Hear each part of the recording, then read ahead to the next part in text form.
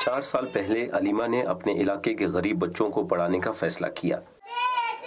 छोटा ही सही, आज इनका कम्युनिटी स्कूल अपनी मदद आपके तहत कामयाबी से चल रहा है। मेरे पास औरतें जो सिलाई के लिए आती थी, मैं कपड़े सिलाई करती थी, फिर उनके साथ बच्चे आते थे, किसी के साथ 4-5 ज़्यादातर बच्चे। मैं इनको बोलती स्कूल क्यों नहीं जाते? बच्चे कहते यहाँ पे कोई बॉयज़ का स्कूल तो है नहीं, तो हम कहाँ भेजें? फिर मैंने कुछ बच्चों से शुरू किया, घर में जैसे ट्यूशन टाइप मैंने स्टार्ट किया।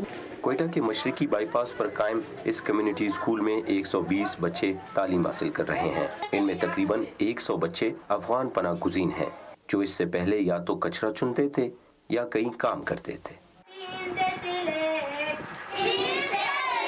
ऐसा ही एक बच्चा अब्दुल्ला, जो पहले दर्जी की दुकान में काम करता था, लेकिन अब साथ साथ कम्युनिटी स्कूल में पढ़ भी रहा है।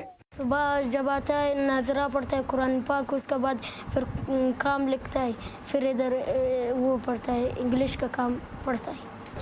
मैं अपना भाई का दुकान जाता हूँ, अपना भाई उधर ही दर्जी का काम करता हूँ। 8 बजे छुट्टी होता है, घर हम आता है, उधर ही अपना होमवर्क करता हूँ, स्कूल का काम याद करता हूँ। कम्युनिटी स्कूल में बच्चों को बैग और किताबों की फराहमी के लिए हर माह मोहल्ले में चंदा जमा किया जाता है। हलीमा की कोशिश है कि वो इन बच्चों को स्कूल का माहौल दे सकें। अभी भी ये स्कूल का माहौल यानी थोड़ा बहुत है, मगर जैसे मैं हूँ मैं इससे यानी वो नहीं हूँ, मुतमईन नहीं हूँ कि ये स्कूल, अभी मैं इनको ब्रेक नहीं दे सकती हूँ, मैं इनको कोई एक्टिविटी नहीं करा सकती हूँ।